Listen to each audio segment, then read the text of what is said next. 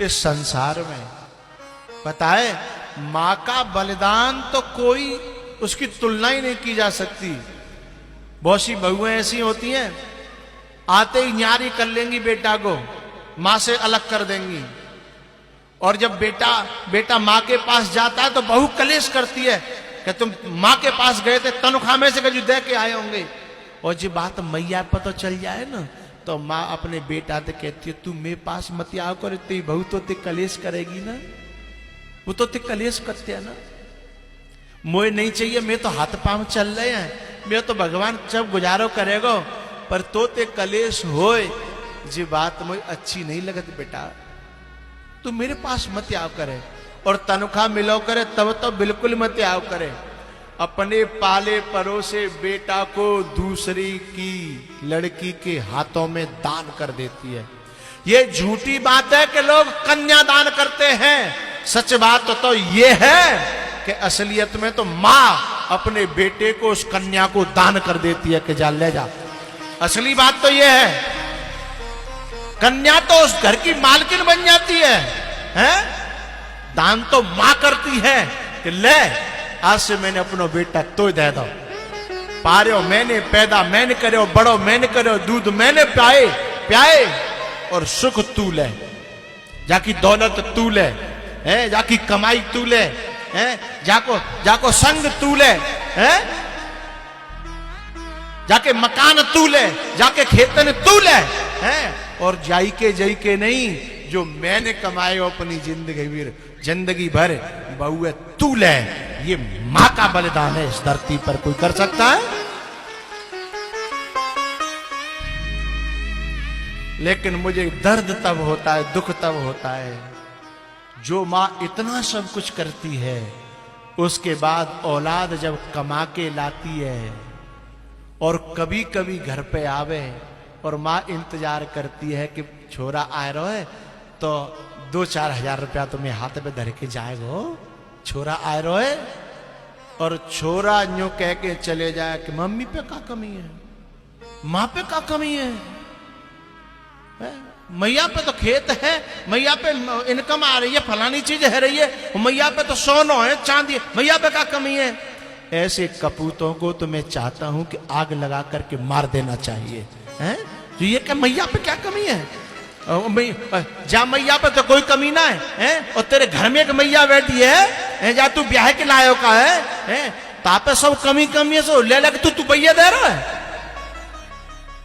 मतलब बाप पे कमी है और तेरी मैया पे कोई कमी नहीं है। ऐसी औलाद को तो चुल्लू भर पानी में डूब के मर जाना चाहिए, हैं? जिसने 9 महीना रखा पेट में, उसके सामने कहता है कि मां पे क्या कमी है? जिसने दूध पिया करके बड़ो करो, मां खुद भूखी रही, खुद दूध नहीं पिए, लेकिन बालकन ने पियाए, हैं? और वो औलाद कह दी है मैया पे क्या कमी है? ऐसी औलाद को तो कुआं में डूब के मर जाना चाहिए।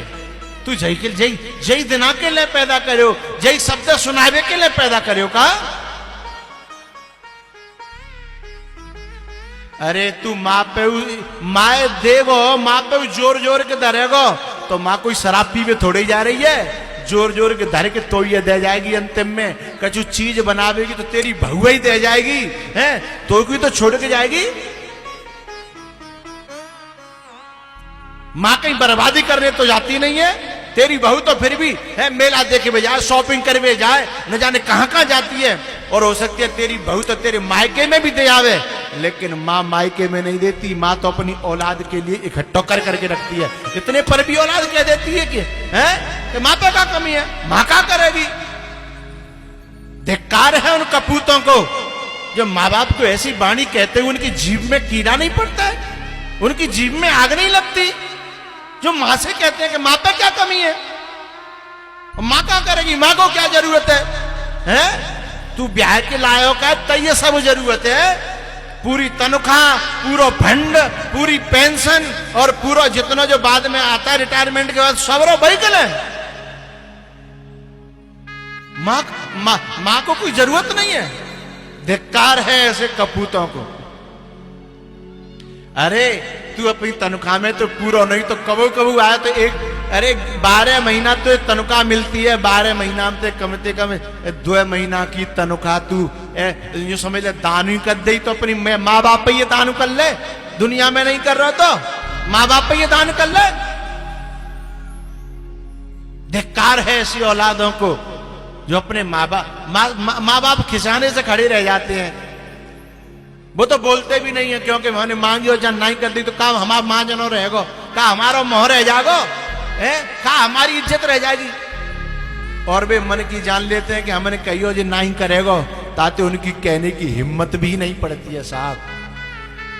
ऐसे ऐसे माँ बाप देखे हैं कि छोरा तो ओडी में घूम रहे हैं, मर्सिडीज में घूम रहे हैं, और उनके माँ बाप पे फटे कपड़ा है, उनके माँ बाप पे फटी पनैया है। ऐसे औलाद को तो परमात्मा भी क्षमा नहीं करेगा, ध्यान रखना। क्योंकि उस समय माँ बाप ने खुद ने सुख नहीं भोगे थे जिस समय तुमको सुख दिया था। माँ बाप ने सुख नहीं भोगे लेकिन तुमको सुख दिया। और आज जब तुम्हारा सुख, तुम्हारा जीवन तुम पे संपत्ति आई तो तुमने खुद अपने सुख की चिंता करी, अपने माँ बाप के सुख की चिंता नहीं करी है। धिक्कार है उस औलाद को। बेटा तो वो है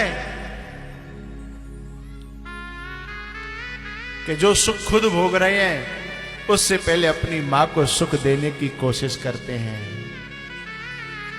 और मां को अपना देवता मानते हैं, मां को अपना भगवान मानते हैं। बेटा तो वो है। पत्नी से ये कह देते हैं कि देख मुझे मेरी मां की सेवा करनी है, या तो तू कर ले और तू नहीं करेगी तो फिर मैं अपने हाथन से अपनी मां की सेवा करूंगा। मैं मां के लिए जीता हूं, तेरी राजी हो तो रह और नहीं राजी हो तो जा अपने घर। औलाद तो वो है साहब।